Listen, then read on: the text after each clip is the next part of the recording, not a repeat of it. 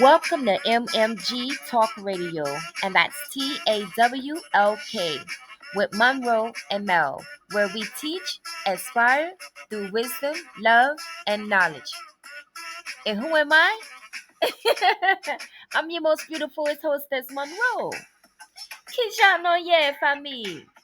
How you doing, family? And me? Muy bien, Messi. I'm doing fine, and thank you. Once again, welcome to Talk Radio with Monroe and Mel. Enjoy. Hello, hello, hello, beautiful people. This is your girl, Kiana Monroe Gibson. And it's been a really, really long time. But I'm here, I'm back, and I got a lot of exciting things for you guys. This is the very first episode of MMG Presents Talk Radio, and that's TAWLK, which stands for We Teach, We Aspire with Wisdom, Love, and Knowledge. It's mental motivation with mindful stimulation. And guess what? I'm the first one. So I'm going to give this all I got, and I hope you guys enjoy. It's been a journey. I'm here with my beautiful sis, my New Orleans sister. That's going to help me get through this with you guys. Miss Minister Kendra Williams. Okay. So, I hope you guys enjoy yourself, and I think the most ever, just be mindful and always remember to remember. I'll hand it over to you, ma'am. All right. How y'all doing? So, hey sis. First of all, sis. Before we hop into these burning questions that I'm sure people are wanting to know, I just want to say that I am so proud of you for just taking the opportunity to just allow people in to your life, because you are so private. So to let people in and just get these questions answered, kudos to you. I am so proud of you, and for just finally doing what it is that you have been wanting to do for so long. So just want to say that. You know. So let's get it started. We just want to say, why now? Why now are you wanting to talk about your journey and things that have happened? Let's talk about it. Woo. I think for the most part now it's time, because there's so much stuff going on. Everyone has this thing that's going around, is it's the year of Aquarius, which I am.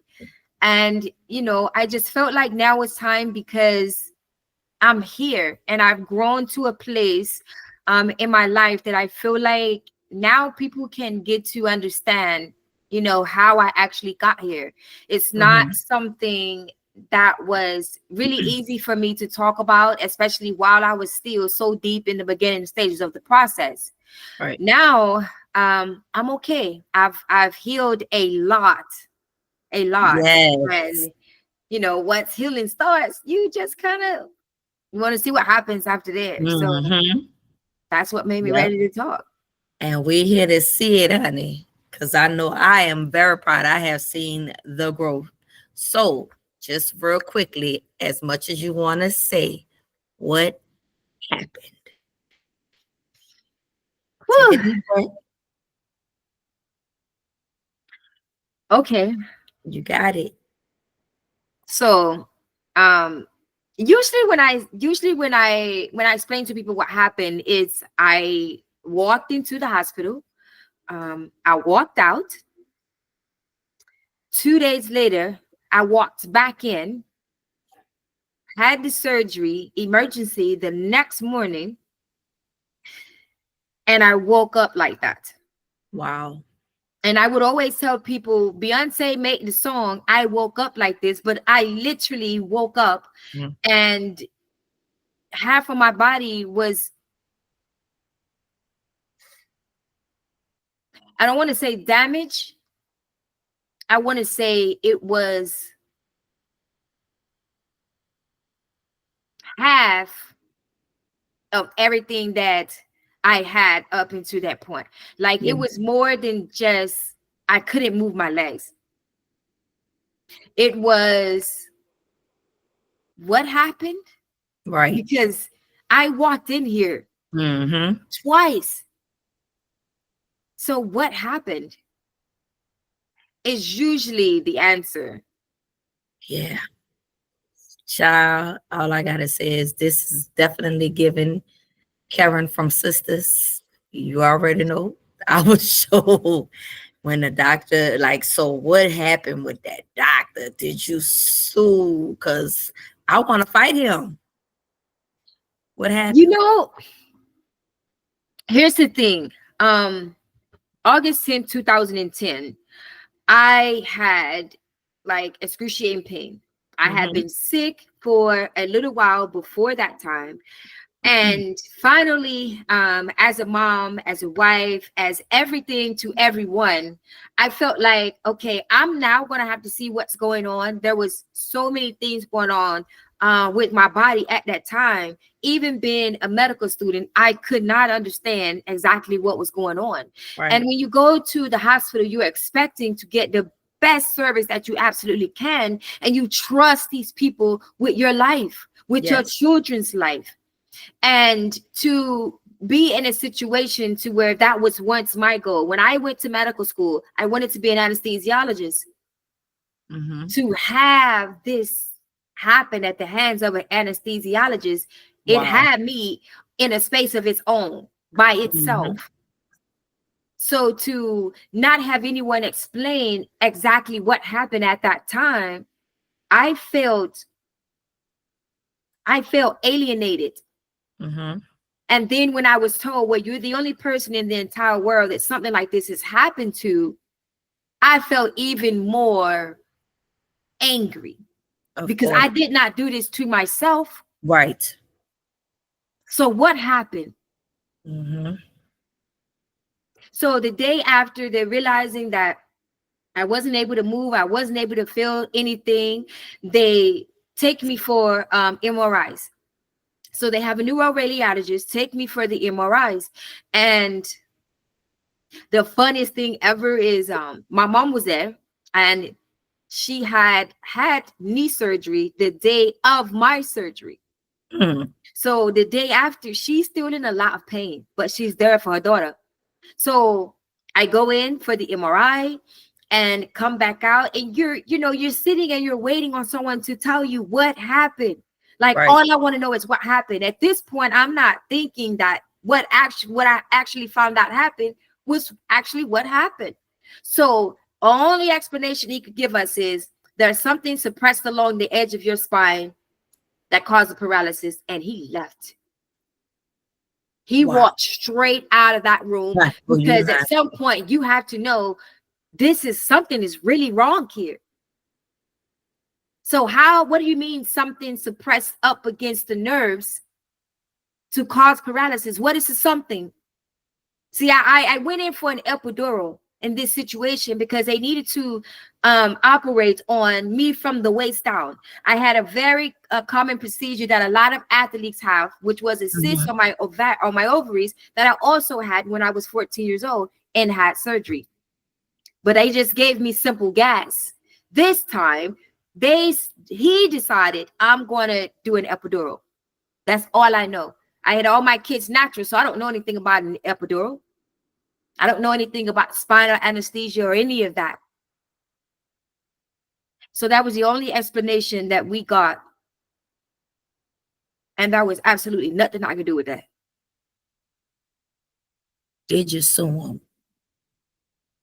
We did. How did that process go with trial? And do you feel it was handled properly? So here's the thing. I want to let people in on how the medical world really works, right? The doctors are contractors. Mm-hmm. They're not employees of the hospital. So when people go into lawsuits, they're less likely suing the hospital. That's a totally different lawsuit. You want to sue the doctor that did something to you. Right. So We waited 5 years before we went to trial. And to this day, it has been the most challenging, the most degrading, the most embarrassing, the most heart-wrenching thing I have done in my life. To sit in a room of strangers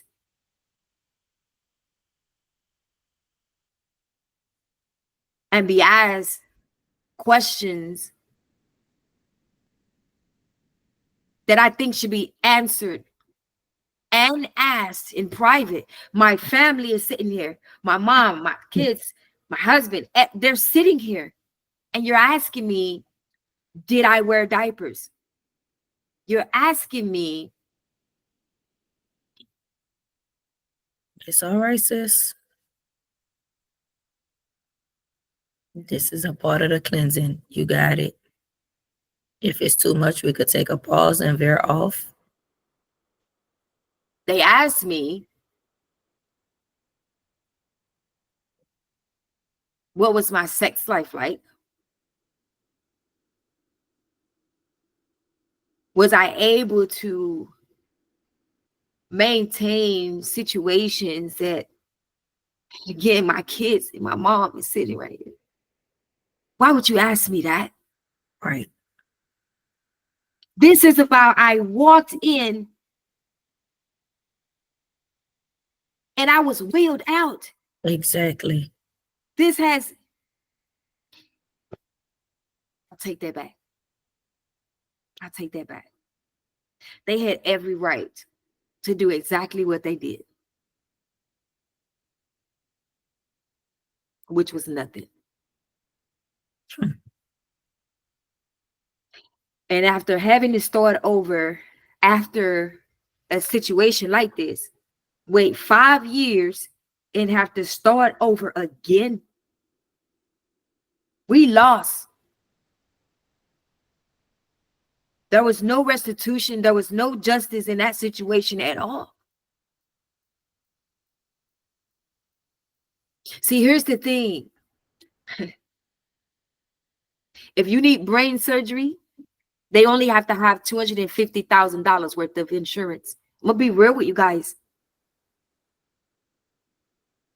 So if I mess up your brain, the most you can get out of me in this particular situation is $250,000. My medical bills was well over $100,000. What am I supposed to do with? What's my kid supposed to do with that? And then you tell me, well, maybe one day you'll get better. Maybe not. So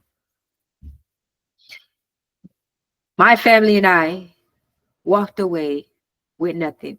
They hid me from the world. I wasn't allowed to go on social media or any of that. When you're having those type of cases, you cannot be on social media or any of that stuff. So in the midst of all of that, I had planned a almost $2 million event with Texas Motor Speedway. I was entering into college for forensics. I had my kids. I owned and operated at that time a business that was just now starting to see traction.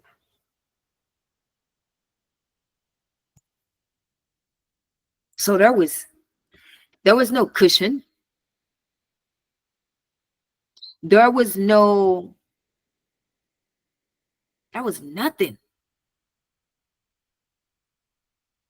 There was absolutely nothing.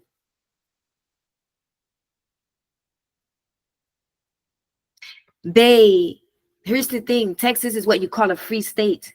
Mm-hmm. So you can you can damage people in the state up north, Midwest, anywhere, but down here, nobody would never know. Texas is like a free slate state. Mm-hmm.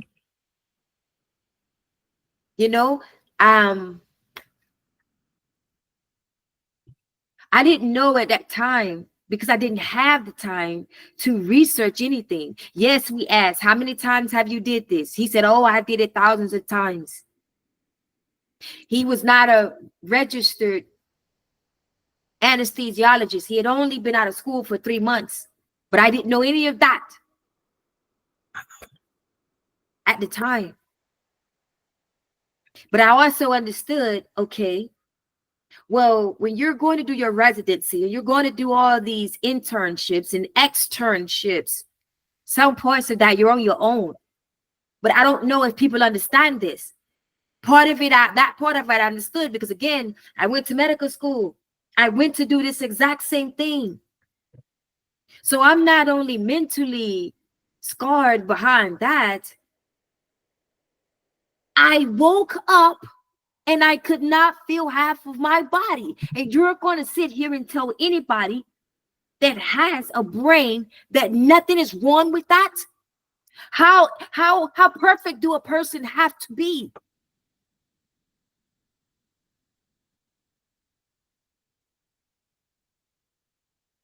There is no.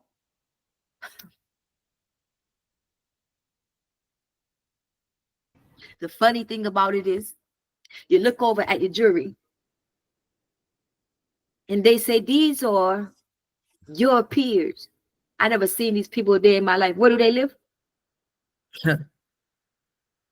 Are they within a 10-mile radius of where I'm from? Because I never seen them before. This lady looks like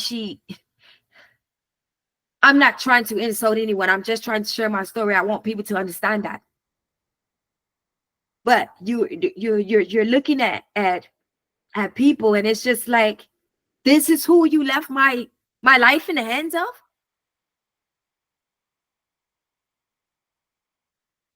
I was degraded almost the entire time. Don't wear any more skirts in here because your legs, they don't look paralyzed. What does that look like? Wow. They don't look paralyzed? Oh, you mean they're not this big? Well, I wasn't that big to start with. Your muscles deteriorate over time. This was only 5 years. I was scrutinized.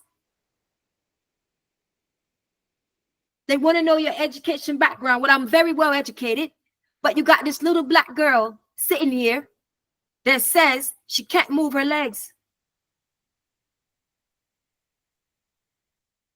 Those people sent me to a nursing home after leaving that hospital.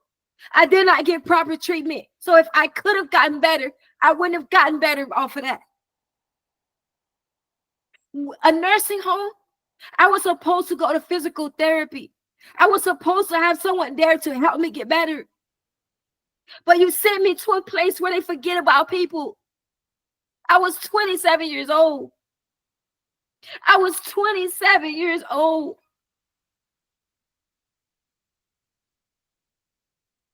And I did not know what to do. There are no outlets when someone does that because people are afraid to talk to you. People are afraid to touch you. People are afraid to help you because they think, oh, you're in a lawsuit. I don't want any parts of that.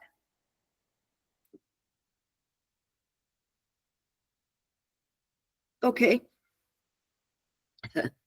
Well, I'm sure that anyone that knows me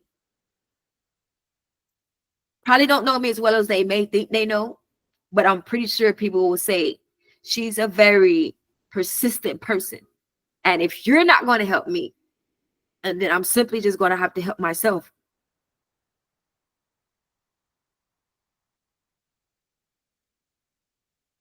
This is why it took me this long, because this is not something easy to do. I have to go a place I'm not used to going in order to give this to you guys, in order to answer these questions. Everybody knows, we just know she ended up paralyzed.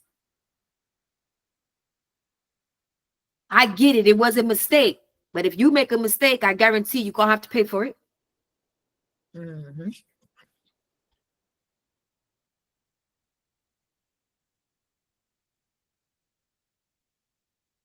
It's on Wow. you. I'm just wow. But guess what? At the end of the day, even with you feeling like you were not given justice, or even though you may feel like you were not vindicated, trust and believe that doctor, quote unquote, karma, whether it's happened, if it happened yet, or even if it hasn't, trust and believe he gonna get his. And at the end of the day, God was a healer, For sure. and you don't look like what you've been through. For sure. You are a living, walking testimony, okay? For sure. So those tears is just watering Yeah, that ground, that plant. Guess what? You've blossomed, boo, and you have arrived. definitely. Definitely. So keep your head up anyhow. Yeah. That sucks. However, you got the victory at the end of the day. And did. Okay. And did. At the end of the day. So let's see, because this heavy. Let's see what else we could. What was it like to become comfortable with being uncomfortable? It was hard.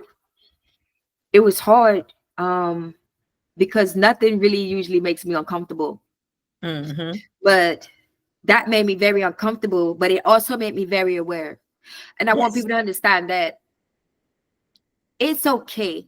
And yes, I am shedding these tears because I've had to go inside of a place where I haven't been in a really long Mhm. time, even though before now I've shared my story, but I haven't shared my story in the depths of how I'm giving it to you now. Right. Um, the the most uncomfortable thing was I was out on that ledge by myself. I didn't get any help until almost 3 months after the injury. They were giving me tons of steroids. And as I stated prior, I ended up in the nursing home. I stayed there for almost a week over the holidays. It was absolutely inhumane. And I literally had to have my family come to get me and just take me out of there. So, because there was no wheelchair, because I was brought there in the ambulance, I had to be picked up and put in the car, and they had to have their wheelchair back. They wasn't worried about me. They didn't call Right. security or anything like that. They said, hey, we need our wheelchair back. Okay, here you go. You know, so I went home. I wanted to be at home. That didn't go well. Even though the level of where they said my injury was couldn't have been where it was, because I was like a bobblehead. So I couldn't sit up straight. I was literally leaning on the couch like this. And my mom was so afraid. She was like, there is no way you can stay here because we don't know what to do with you. Like, trying to do something could further damage you. So we don't know what to do. My husband then didn't know what to do. So now I'm trying to figure out, how do I get back to the hospital? They say, well, the ambulance didn't take you home, so you have to find your own way back. Now it's like you have to put me in this car and drive me 40 minutes away to, well, I would say 30 minutes away to the hospital. Like, how do you strap me in? How do you do all of this? Yes, you got me from the nursing home to there, but the distance wasn't as long as where we had to go now. There was no freeways. There was no any of that stuff to get me from there to there. So it's like, well, they won't come and give me. You guys are afraid to touch me. I got to go back. So I went back to the hospital and stayed about another 4 days. Then I went home to nothing. So I didn't go to therapy right away. All these things could have made a difference. I was on very, very powerful steroids and able to get better. And it seemed to be working. And it was one of those things where when they gave me a doctor outside, my first question was, hey, can you give me those steroids in a pill so I can keep getting better? Their answer was no. Because they didn't want you to get better. And I'm like, why? No, what happens is, again, they know it's a problem. So they don't want to have anything else to do with it. So now you're in your own private practice. You can say yes or no. Right? And I was told no. You know, just wait. So I waited. Complexion, baby. They always, it's Black women in hospitals and medical. That's all I'm gonna say. But yeah, moving on. What were the motivations that kept you from being complacent? And I want to, and I'm sorry, I want to say, did I actually answer the question? Because I want to make sure that I answered the question. You did. Because you said you were never in a place of being uncomfortable. So that definitely was something that you actually answered another question I was about to ask too. So yeah, you answered the question. I wasn't never a person to be uncomfortable, but being a paraplegic made me uncomfortable in the beginning because I didn't know how to maneuver. Nobody taught me how to maneuver. Nobody taught me that the world is not set up for you. You have to set yourself up for the world. I realized that right off the bat. So the uncomfortability came from not knowing what to do. I'm not a person that gets in a situation where I don't know what to do. Right. And then family not knowing what to do. Yeah. And my family not knowing what to do. So it made them uncomfortable. So it's like everybody was just uncomfortable. Right. You know? Yes. And I could see why that being motivation to want to fix that, regardless of the card or the hand that you was dealt. You was like, I'm not standing for this. Some got to give. I don't care how long it's going to take, but I can't live like this. And you made that conscious decision to figure it out like you always do. And that's something that I will say about you. You're always figuring because you are that go-to person. So no one knows what to do. And if you don't know what to do, it's like, oh, hell, what do we do? We all out of luck. If she don't know what to do, we out of luck. We out of there. And I did not know what to do. I was lost. I was lost. But I had to quickly find my way because I did have them looking at me. I had my kids looking at me. You know, my youngest daughter told me that she didn't even remember me walking. And that was a major blow for me. Like, you can't remember me walking, so you only remember me being in this wheelchair. Well, now she can see you walking. Now she can. Hey, back then you ain't know, but now, hey, you got it. Yeah, that's all that matters. But yep. Let's talk about when. Let's jump to when you started to feel that movement. I want to get to that part of it. When things started changing and when you started to feel that little tangling, what happened? So that was really a two-part situation, because when I did find help, like I said, about 3 months later, I got help for maybe about 2 weeks. And that's when we realized trying to stand me upright wasn't working because I was losing oxygen. So I had to go back on this journey of trying to find somewhere, like somebody has to help me. Like, I didn't know what kind of help I needed. People were saying I need to be inpatient. I'm like, I can't leave my family again. Like my whole thing Mhm. was, I cannot leave my family again. So they need me to come and stay somewhere for 3 months in order to even start getting better. I'm like, first of all, who's about to pay for all of that? You know, this is the very beginning. And I'm like, I gotta leave my. Is there another option? I need another option because this wasn't working. You know, so I would say that accident happened in August of 2010. By February, I believe, of 2011, I found the physical therapy. And I always send a special shout out. I don't know if the name is still even the name, but Peak Physical Therapy. Like that was the beginning of the journey. And Steve, to this day, he did his thing. He did his Come on, thing. Steve. And I even mentioned him as dedication in my book, Loving the Gangster. And it was that significant. And that went on for about 9 months. But I didn't go consistently because I had to depend on being driven there. And it was Mhm. over an hour away from where I lived. So if they couldn't get me there, then I couldn't go. So missing a couple of days turned into a couple of weeks, which turned into a couple of months.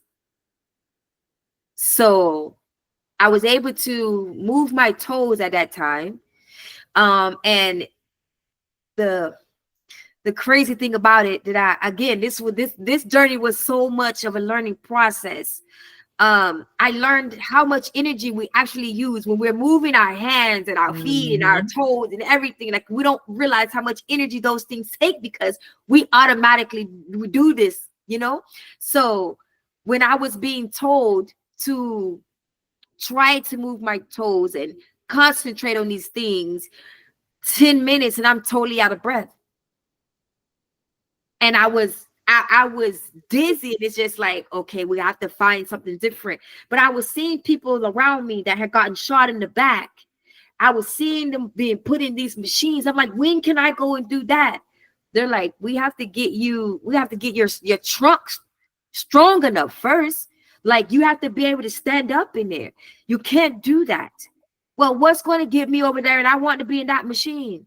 That looks like that's a winner. How he gets shot in the back and who put him back together? Right. Can I have what he had to put me back together? The difference is I was told when I went back to the state of Texas to ask for help, they told me if you had got hit by a bus, we could help you.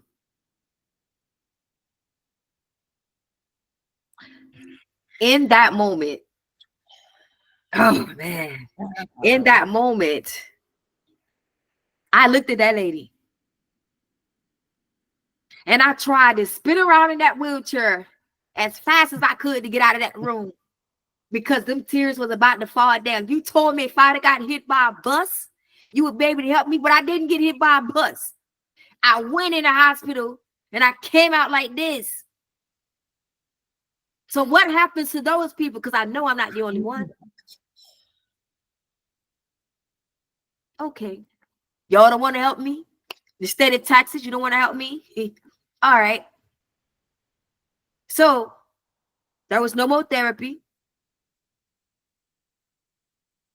Just when I thought I was making progress. But you know, he bought back, and I still have the pen to this day. It was a stainless steel pen that had crushed diamonds. He had gone to a seminar. And in the seminar, they was doing things that had to do with energy in the body. They was talking about, you know, these incredible journeys that these people have. He was a sports medicine doctor. So I didn't go to a regular therapy. I went to sports medicine. So if you can fix those guys on the field, I know you can fix me. Mhm. That was the way I went into it. If you can fix those football players, you got to be able to fix me. But then I was told, in this case, Humpty Dumpty cannot be put back together again. So no more therapy. That was that. Everything that I learned, I had to learn it on my own. How to get upstairs, I had to learn it on my own. So I didn't learn the proper structure of how you're supposed to wheel yourself around. I was given a regular wheelchair, then I was given a custom wheelchair. Thanks to Steve, he got a chair that could fit me, that could get me through more doors and be more fit for me and not so bulky and heavy, right? It was like a Corvette fit just for me. Mm-hmm. And during that time, I developed and I came up with a business called Pretty Girls in Wheelchairs. So I went years without any help. It was 10 years later before I got here. That's what people don't understand. This was this was 12 and a half years of my life and the life of my family that was taken away. We're still trying to pick up the pieces from that. Now, to get that tea down, okay? The next go round of when I got ready to get up. Love. What people probably don't understand is love is the most highest level of energy. And when you have the right love mixed with a whole lot of faith, you know, they say you got to have the faith the size of a mustard seed. But to be honest, I had to have way more faith than that seed. I couldn't see anything ahead. So to even see something that small, I couldn't see that. My faith had to be invisible. I had to have the blind faith. There was no instruction manual. We didn't know what we was doing. So my husband asked me,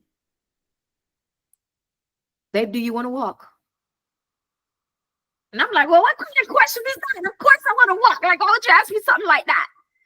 But then I also realized that I met people along the way on the journey that didn't want to. They were okay with where they are. They didn't want to become someone's guinea pig. On the other hand, I was willing to go to stem cell therapy they tried to do. I was willing to put in the hyperbaric oxygen chamber that they told me that I needed. I was ready to put on the full suit looking like RoboCop if it was going to get me up. So I didn't have the same mentality that I saw a lot of people have. I saw people trying to commit suicide because of them being in this chair, which is where Pretty Girls in the Wheelchairs came from. No, don't do that. Because I promise you, wherever you are, even I understood at that time, I still have my arms that became very strong throughout the process. And I still had this, even though I was stumbling over words. I wasn't sure if I had a stroke. And to this day, they're not sure if I had a stroke. Because I was over-medicated. Did I mention after the epidural, he put me to sleep? So when I woke up, I didn't even know what the hell was going on. I went into somewhere you told me I wasn't going to sleep. And I had to wake up. Okay.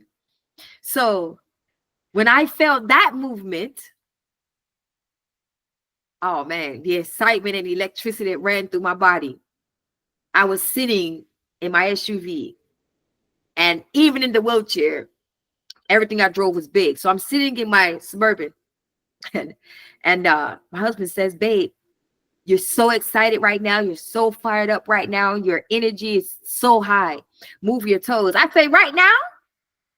He says, yes, right now. I go, okay. I moved and first they wasn't moving. And I'm like, that's not working. And he was like, you got to concentrate. Like, really concentrate, babe. And I'm like, I just think this is the wrong time for this. Like, I don't feel like this is going to work like this. And I tried it again.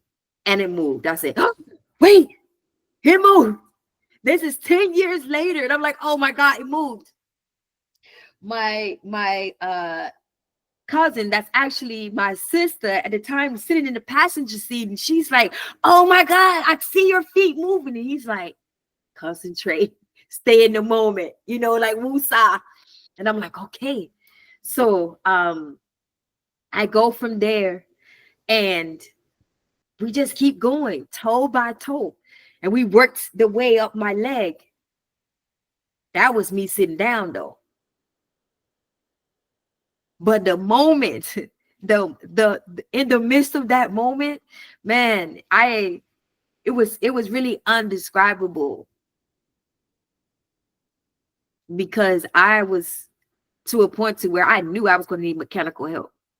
I was dead set on, girl, you're gonna need a whole machine or something, right? But that love, that energy, that grace, and that faith. That's it. I've been holding in because I just be wanting you to finish, but it's so many different things that I want to chime in on that you said. And I'll do one in particular when you said my brother told you or asked you, do you want to walk? As crazy of a question as that may be, I know why he asked that. And for those who may not know, or even if you may not understand why, that was necessary.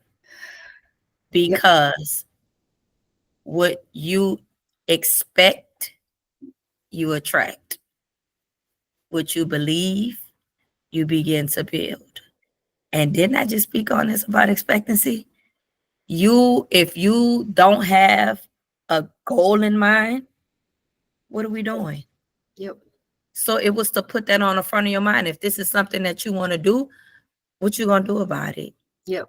Obviously, they're not helping or not doing anything down there at those hospitals, because it's like they just want you to, that's just like with women with these fibroid issues. They just want you to take out your whole uterus.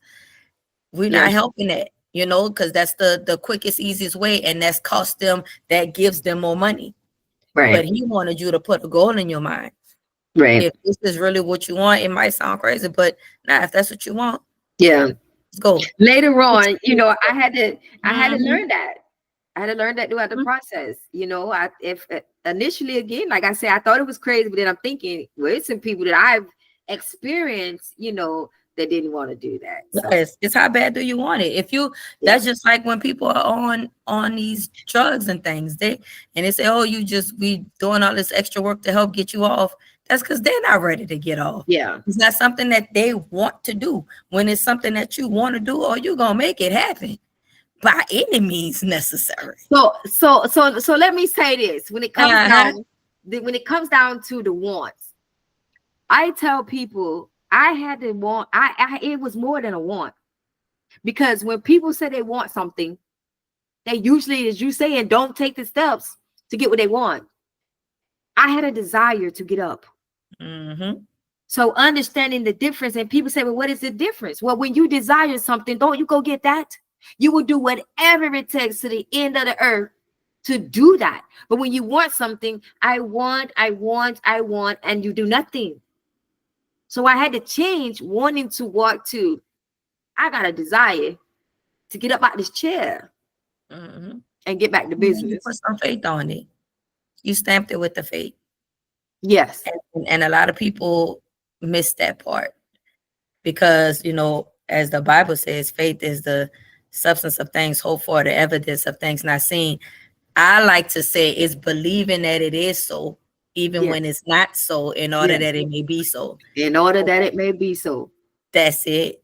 What you think is your reality. And I've had a big dose of understanding that on this journey. I had to believe that, and people were around me, and they was, my kids brought it up today, and they said, Mom, you remember when people used to stop you and be like, let them pray for you? And it was so scary. Talk about being uncomfortable. You're in the grocery store, you're in the restaurant, you're trying to enjoy your food, or you just, going on along your way, and people are like, oh my God, let me pray for you. First of all, at first it was okay. But then I had to say, wait a minute, now y'all gotta stop putting your hands on me, and I don't know who you praying to. No, I'm gonna pass on that. That's it. I'm gonna pass on that. So That's it. So we don't want to give the people too much, but I do have one more before we wrap it up. Many have wondered, and this was so crazy. I don't understand how. This is dumb to me, but many have wondered, were you faking your paralysis? That, like, who would want to fake that? That's weird to me. Like, who will want to do something like that? What do you gain from that? But anyway, answer the question for those crazy folks, please, and thank you. The weirdos. you That know, I will say this. At first, that used to really make me mad. It used to get up under my skin really bad because I had the same. I would say the same thing you were saying. Now, who would want to do this, right? But then I also understand it's some people out here that need some attention. Well, honey, I didn't need no attention that bad. exactly, not like that. And 12 and a half years of my life went down the drain. That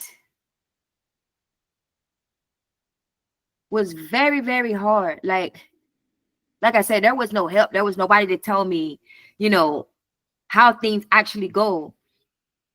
No one chooses to have how do you say it? No one wants to, no grown woman that I know wants to have accidents on themselves and have to ask their kids to come help them clean themselves up or get them out of the car because they've used the restroom on themselves because your chair is in the back of the car and you didn't make it back home in time. Now, not only do they got to come help you get your stuff out of the back of the car, but they need to bring you a towel. That's humiliating. Right. So absolutely not. Absolutely not. I wouldn't wish that on my worst enemy. I wouldn't wish that on no one.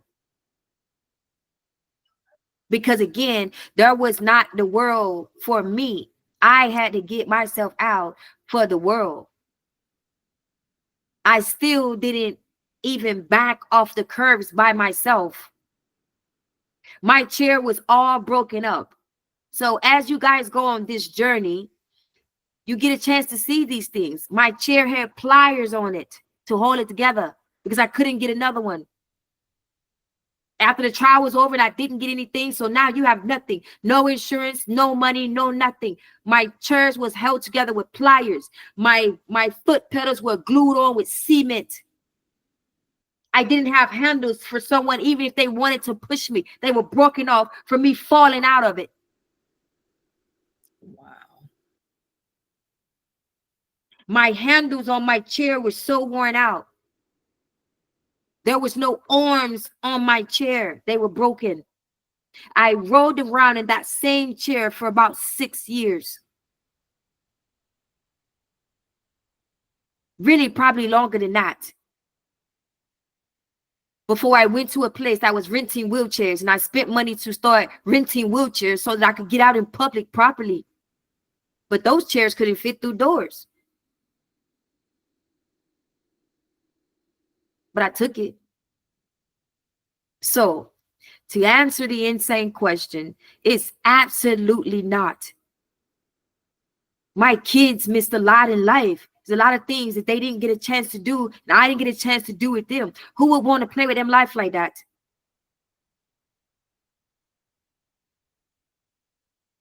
That's insane. Yep. So, Yep. And speaking of that, what are some things that you can do with your family now that you didn't do before? man, you know, sis, I was so excited and I was on the phone with you all day that day, and I was like, we're gonna go bowling. And I remember being in that raggedy wheelchair that didn't have any brakes on it. I couldn't bowl with the kids because my chair was it wouldn't stay still. So I would always just watch them, and they would say, Mom, does that make you feel bad? And I say no, because I'm watching you guys have fun. So when I got an opportunity to bowl, oh man, and I won. I tore a little bit. I tore it up. But it was I still haven't gone swimming yet. There's a lot of things I still haven't done that I've been waiting to do. I was going to learn how to ride a horse as a paraplegic. I saw it on the Paralympics. I'm like, I want to be able to ride a horse, you know, but finding somebody to help me do that was easier said than done. Yeah, just taking a walk, man. Just taking a walk. Like, it's as simple as that. To drive myself around without the hand controls. I'm thankful now that I have to park a ways in order to walk. Nah. I didn't realize how important those handicap parking spots was when you say, I'm just gonna run in the store for a minute, and you park in a handicap parking spot to run in the store. You know, yeah, I'm grateful now, for sure. Yes. Come from a mighty long way, and the best is yet to come. Woo-hoo. So now, as we wrap this up, what's next? Oh man, I don't know if they ready to know what's next. Oh, they gotta wait on it. I just want them to know though that hey, it's because of sis here that y'all got as much information as y'all did, because my sister's very private and was not gonna share all this on her own. You're welcome. It's not. The rest you gotta wait for, okay? No, it's not. But what's next? So of course the radio station is what's next. Presented by MMG, which is a radio station that my husband and I own together.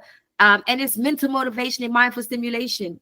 Every conversation, I hope to always be able to inspire people most of all, and let them know you're not out there by yourself, because I was. And it doesn't matter what it is you do. This is a no judgment zone. This is if I can do what I did, nobody can tell me what the person's mind cannot do. Nobody can tell me what your faith cannot achieve. Nobody can tell me that if you believe in that, you cannot get that. Preach. So that's one thing that's next. 100% Hustle, the sequel to Loving the Gangster, will be coming to you guys this coming up winter, beginning of 2026. And I have a few more projects in the works. I will probably be doing a couple of more interviews and going to take it from there. You know, I've gotten into the herbal supplements. Everyone knows that I've been doing taxes for 17 years now. Well, you know, that will be a little bit more of that. I'm going to tell you people now, there's going to be a little bit more of that. But this is about self-expression. This is about trying to save some lives. In between being a private doula, again, if I can help bring healthier babies into the world, I figure we can help raise, especially if I'm in the space of coaching, going into love and sex and relationships. If you can help healthy babies grow up to be untraumatized adults, then we can stop getting in relationships and raising more traumatized kids, so to speak. That's it. So most of all, what's next is be helpful. Be as helpful as I can in the sector to where we're walking into. This is new for me. Getting out here in this open space, this took a lot for me. So I hope you guys really appreciate it. I've got on and talked about a lot of things, but what actually happened to me and how it happened, you guys now know. So don't have me do like on TikTok, have that belt and be like, you better like my sister her video. Like, subscribe. They're gonna like it because they're nosy people and everybody's wanting to know. You know, they saw me standing and my DMs just got flooded with, oh my God, are you standing or can you just walk? Is this real or is this is not AI? You know, I can walk. I've seen a few people here and there. But yes, it's me. She's here and she ain't going nowhere. Okay. Thank you so much. Thank you so very much, my sister. It would have been a really difficult to do without you. We've had quite a journey, almost 5 years. Yeah. It's been some time, you know. And I appreciate it. I want people to get an opportunity to see who I really am, because I don't think people really know. Sure, I'm going to say this right now. Let me say this right now to you people. Don't ask me where I'm from. Okay? I'm from Texas. My people are from New Orleans. They're from Ireland. They're from West Texas. So please don't ask me where I'm from. I'm from Texas with a very beautiful accent. And this is just comfortability for me. So all I got for you guys. I hope you guys enjoy it. Thank you so much. Better had enjoyed. I'm just playing. But thank you for opening up. Thank you for letting the people in a snippet of your life. And yes, like I said, the best is yet to come. And we're excited to see where God is going to take you next. Because it's only up from here, baby. It's only up from here. When it's up, it's here. stuck. And I It's also want to say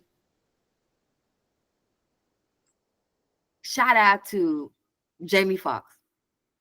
Yes. Because I don't think that people knew when he did that stand-up.